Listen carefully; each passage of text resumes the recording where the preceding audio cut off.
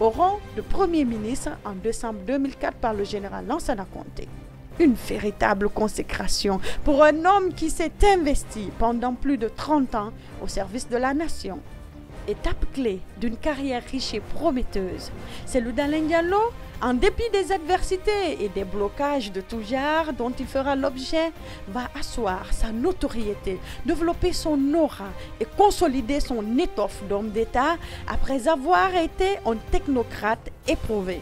Il s'emploie très rapidement pour décrisper le climat politique, calmer les tensions sociales en négociant la conclusion d'un programme avec le Fonds et la Banque mondiale, en déblayant le terrain du secteur des télécommunications et des nouvelles technologies de l'information à la diversification et à la concurrence avec en toile de fond la privatisation de la Sotelgui, l'attribution des licences à d'autres opérateurs de la téléphonie mobile GSM. Il s'est aussi battu pour la libéralisation des ondes ainsi que pour la levée graduelle des barrages routiers sur l'ensemble du territoire national afin de mettre fin aux tracasseries auxquelles étaient soumis les voyageurs.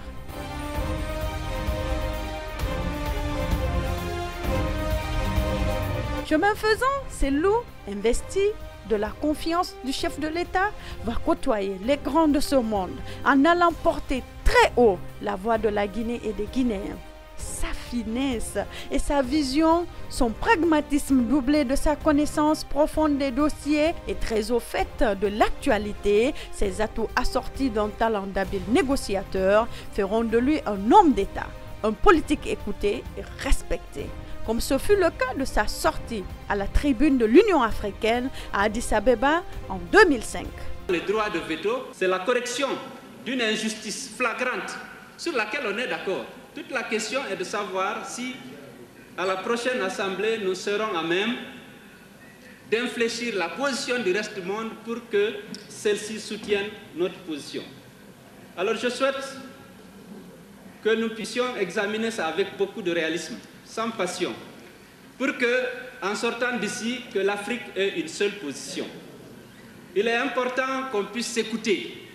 C'est pourquoi nous avons approuvé la tenue de cette conférence. Émissaire, porteur de messages, médiateur, conciliateur, l'homme s'est forgé une forte personnalité aux côtés des dirigeants africains à Abuja, à Addis, à Ouaga, à Johannesburg, à Dakar, en Côte d'Ivoire, en participant au sommet de l'Union africaine, de la CEDEAO, de la MONUSCO, de l'OMVS.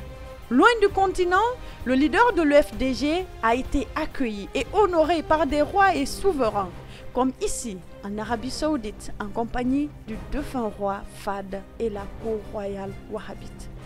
Le président de l'Union des forces démocratiques de Guinée a également fait ses preuves en conduisant régulièrement des missions aux États-Unis au siège des institutions de Bretton Woods, le FMI et la Banque mondiale, et surtout obtenu le redoutable et rare privilège de s'adresser à la tribune des Nations Unies au Palais de Verre de Manhattan, à New York, lors du sommet du Millennium.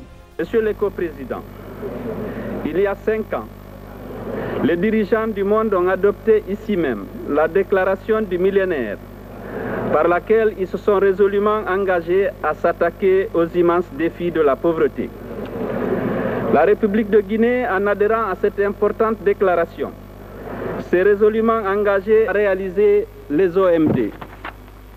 C'est dans ce cadre qu'il a élaboré en 2002, avec l'appui de ses partenaires au développement, notamment la Banque mondiale, une stratégie nationale de réduction de la pauvreté bâtie autour de l'accélération de la croissance, de l'accès équitable aux services sociaux de base et de l'amélioration de la gouvernance.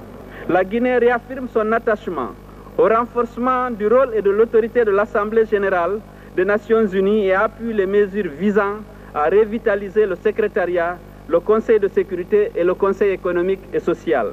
C'est ce message d'espoir que je voulais porter, réaffirmer l'engagement de la Guinée à agir avec les Nations unies en faveur d'une liberté plus grande, celle de vivre à l'abri du besoin, à l'abri de la peur et dans la dignité. Je vous remercie.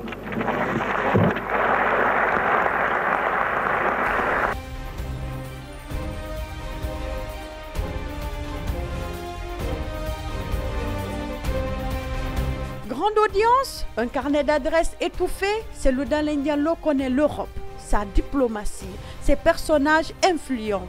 Que ce soit à Paris ou à Bruxelles, à l'image de Louis Michel, l'ancien commissaire chargé du développement, un vieil ami avec lequel il a ficelé beaucoup de projets d'infrastructure au niveau de l'Union européenne pour le compte de la Guinée.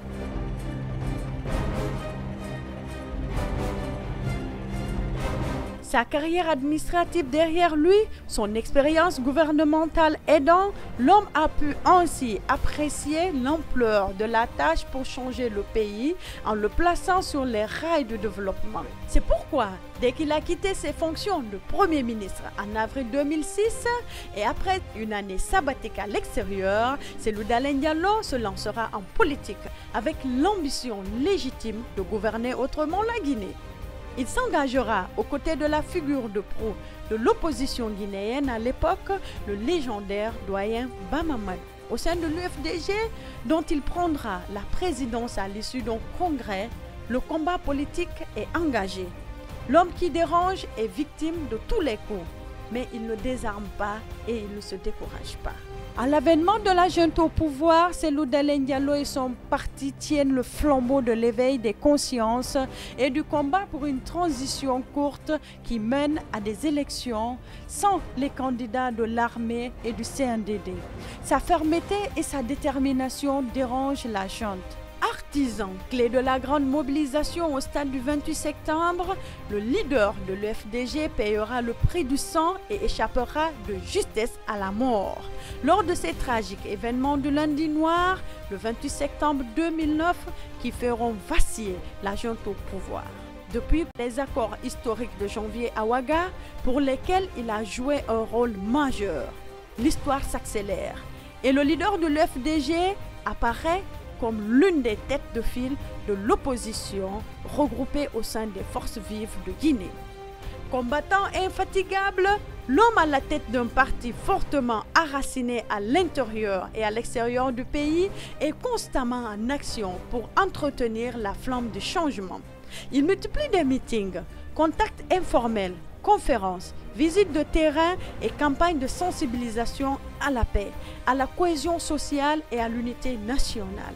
Un discours qu'il livre dans tous ses déplacements, arrogant des foules énormes, composées de militants et sympathisants qui grandissent au fil du temps. Le leader de l'UFDG est populaire et charismatique. Sa stature, sa vision, son expérience, sa connaissance du pays et des enjeux extérieurs de la mondialisation, ses compétences techniques éprouvées, son humilité et sa probité font de Cellou-Dalein Diallo, marié et père de 3 enfants, le meilleur candidat pour aider la Guinée de demain à faire face aux grands défis qui se posent à son développement. C'est le choix utile pour des solutions pratiques et efficaces aux maux de la Guinée.